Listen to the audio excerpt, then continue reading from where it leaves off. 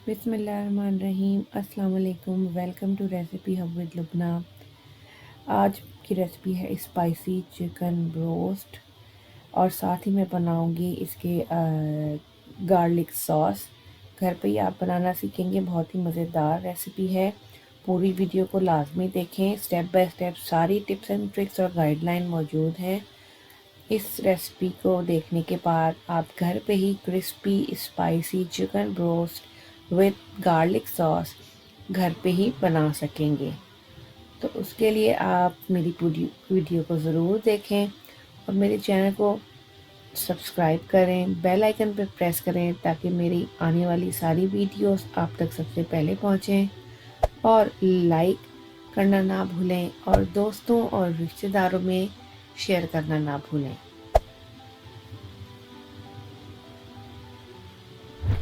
शुरू करते हैं अपनी रेसिपी। इंग्रेडिएंट की लिस्ट डिस्क्रिप्शन में मौजूद है। सबसे पहले मैंने पानी लिया है एक बोल में, उसमें मैंने 1 कप सिरका वाइट विनेगर और 1 टेबल स्पून सॉल्ट डाल के 1 केजी चिकन बड़े पीस मैंने इसमें डिप कर देने हैं 2 आवर्स के लिए। ये एक कमर्शियल प्रोसीजर है जो आपको मैं अपनी हर रेसिपी में बताती हूँ। 2 आवर के बाद मैंने इसको ड्रेन कर लिया है। इसको मैंने धोया नहीं है, बस ड्रेन करके रख दिया है ताकि इसका सारा पानी निकल जाए। जब तक पानी ड्रेन होता है हम इसकी मैरिनेशन बनाएंगे।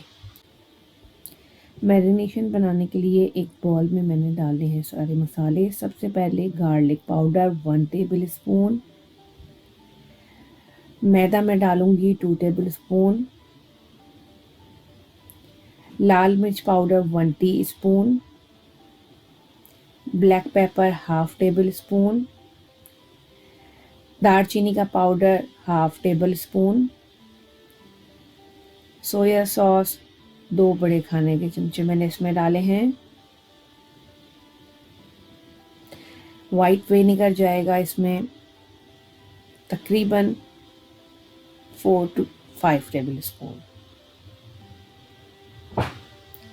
ऑयल इसमें जाएगा 2 बड़े खाने के चमचे। बहुत ही यूनिक और डिफरेंट मैरिनेशन है।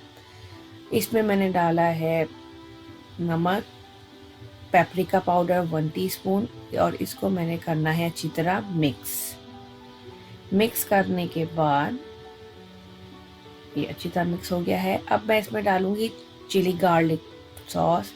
चिली गार्लिक पेस्ट आप कोई सी भी कंपनी का यूज़ कर सकते हैं। मैं सिराशा का यूज़ कर रही हूँ। इसमें 1 टेबल स्पून भर के मैंने डाला है chilli garlic sauce, 2 tablespoon. अगर आप कम करना चाहें आप कम कर सकते हैं। इसके बाद मैंने इसका पेस्ट बना लिया है। इसको अच्छी तरह सारे मसाले को मैंने मिक्स करना है।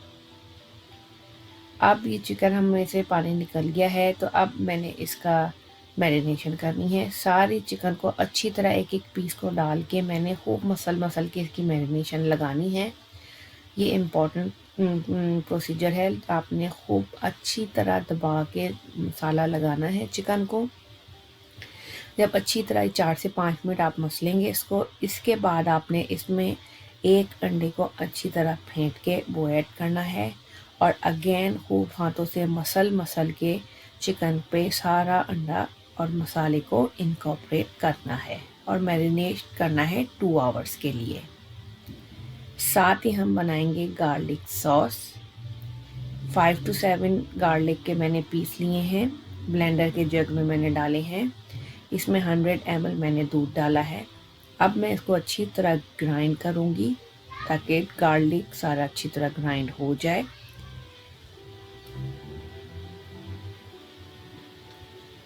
अच्छी तरह गार्लिक ग्राइंड हो गया है।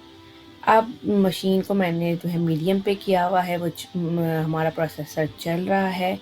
अब इसमें मैंने 1.5 कप ऑयल आहिस्ता आहिस्ता डालते जाना है और जो हमारा ब्लेंडर है वो उसकी जो मशीन है वो ऑन है और ये एकदम आहिस्ता आहिस्ता डालने के बाद इसका टेक्सचर चेंज हो जाएगा, ये गाढ़ा हो जाएगा। ये देखें, ये इसकी कंसिस्टेंसी आ जाएगी। आपने बंद करके आप इसको निकाल लेना है। गार्लिक सॉल्ट, लेमन सॉल्ट या नॉर्मल सॉल्ट जो आपके पास हो अपने टेस्ट के हिसाब से एंड में आपने इसमें ایڈ کر دینا ہے۔ ہماری گارلک سوس تیار ہے۔ اب ہم اس کی فلاور کی کوٹنگ بنائیں گے۔ فلاور کی کوٹنگ بنانے کے لیے میں نے تقریباً جو ہے وہ 1 کپ چاول کا آٹا اور 2 کپ میدا، یہ ہے اس کا پروپورشن۔ 1 کپ چاول کا آٹا، 2 کپ میدا اور تھوڑا سا نمک ڈال کے خوب اچھی طرح میں اس کو مکس کر دوں گی۔ چکن کو میں نے 2 گھنٹے کے لیے میرینیٹ ہونے کے لیے ریفریجریٹر میں رکھ دیا تھا۔ 2 گھنٹے ہو گئے ہیں۔ میں نے گارلک سوس بھی بنا لی ہے اور میں نے اس کی جو فلاور کی کوٹنگ ہے بروس کی، وہ بھی بنا لی ہے۔ اب ہم چکن کو کوٹ کریں گے فلاور میں۔ میں نے ایک بڑے بول میں فلاور کوٹنگ ڈالی ہے۔ اب میں اس میں چکن کا ایک پیس ڈالوں گی۔ آپ کو میں بتاتی ہوں کہ کوٹنگ کس طرح کرنی چاہیے۔ ایک پیس میں نے اس میں ڈالا ہے، اس کے بعد اسپیچولا کی مدد سے اس کو میں نے کور کیا ہے آٹے سے۔ اس کے ڈھکن کو بند کر کے اب میں اس کو خوب اچھی طرح زور زور سے ہلاؤں گی تاکہ ساری چکن فلاور سے کوٹ ہو جائے۔ اس سے آپ کے ہاتھ بھی گندے نہیں ہوں گے اور چکن پہ کوٹنگ بہت ہی اچھی ہوگی۔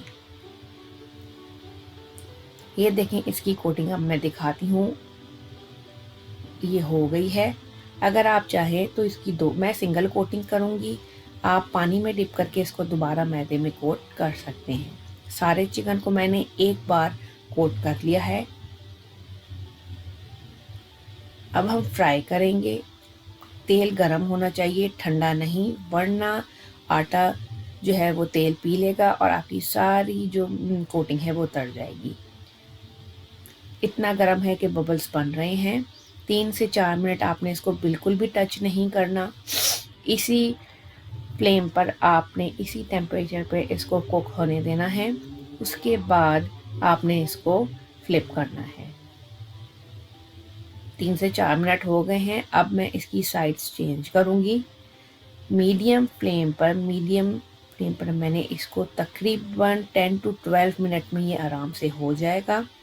اس کو اس طرح سائڈوں پہ دیکھیں، چمچہ میں کس طرح چلا رہی ہوں، اس طرح کر کر کے اس کی سائڈز بدلنی ہے تاکہ ایکول کلر آئے۔